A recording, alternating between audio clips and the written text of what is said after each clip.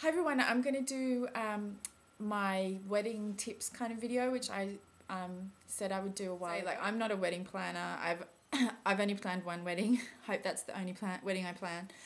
So I'm not kind of like, not everything I say will work for everyone, but you know, sometimes it's interesting to hear what other. I've got a few truisms, and the first one I put is weddings cost a lot. Like, even we kind of didn't want to go crazy, or you know, some people spend a lot of money and we didn't want to do that, but it still costs a lot of money because there's just, whenever you say wedding, people charge you a lot.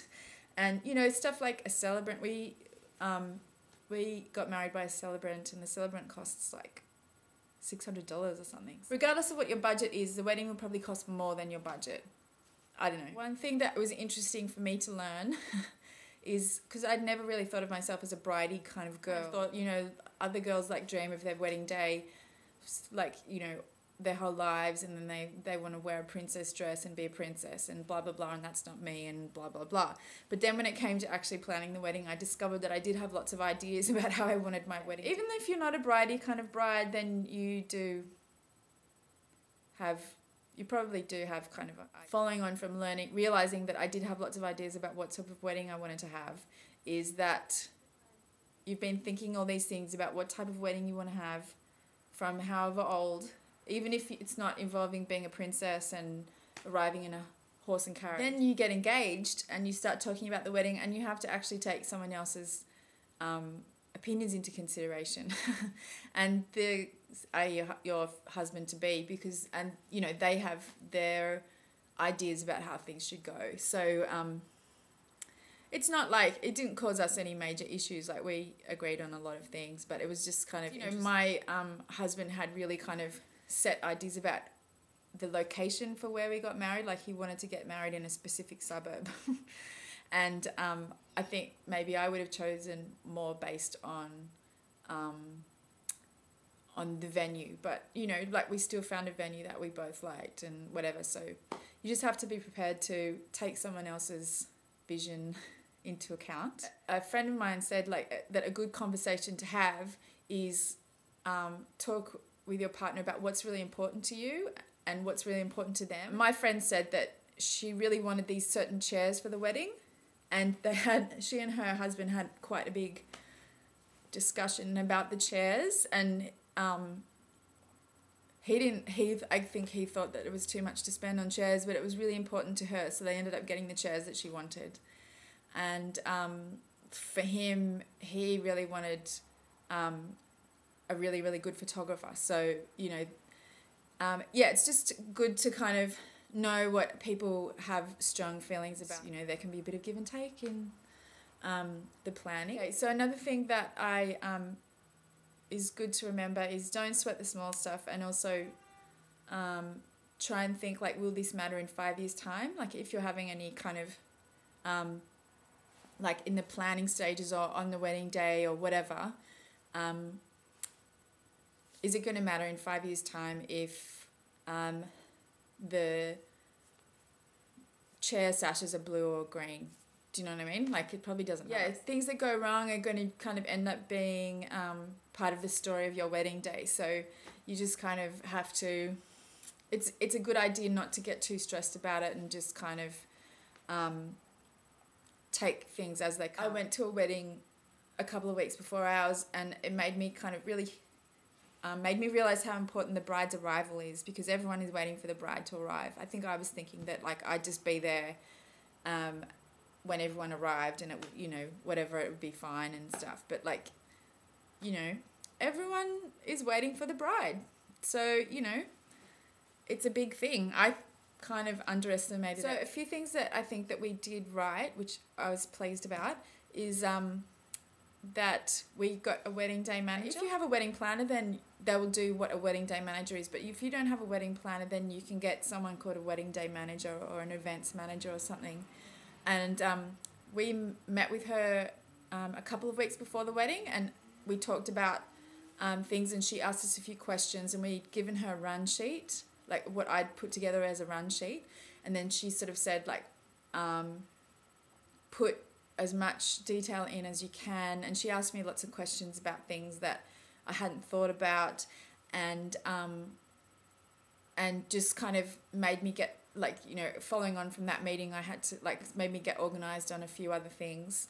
So on the day, I had this run sheet with heaps of information about what was going to happen and what everyone had to do, and I sent that out to all the people who were involved, so they all knew what they had to do and where they had to be at certain times. And then the wedding day manager was there with the run sheet as well, and she dealt with the catering people, and she dealt with the DJs, and the, you know, if someone he was giving a speech, she'd be kind of across it, and she, you know, she had photocopies of people's speeches there just in case they'd forgotten their speech.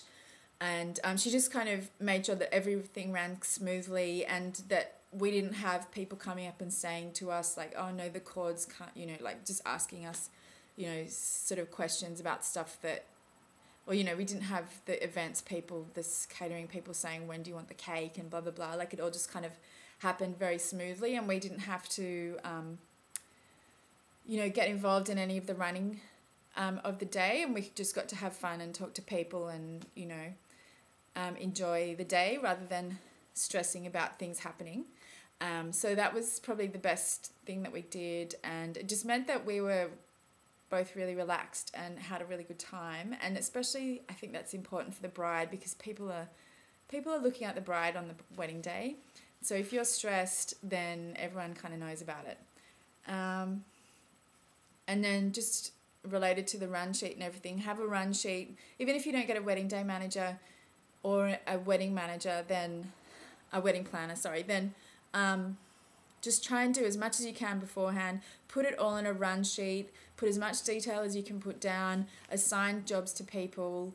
You know, like, even if you just have a friend or someone like that on the day who, like, assign tasks to people so that you don't have to think about stuff. And so everyone knows what they have to do and blah, blah, blah. In Australia, there'll be wedding hair and makeup people. There'll be just one person who'll do both. But I had just a makeup artist and a hairdresser.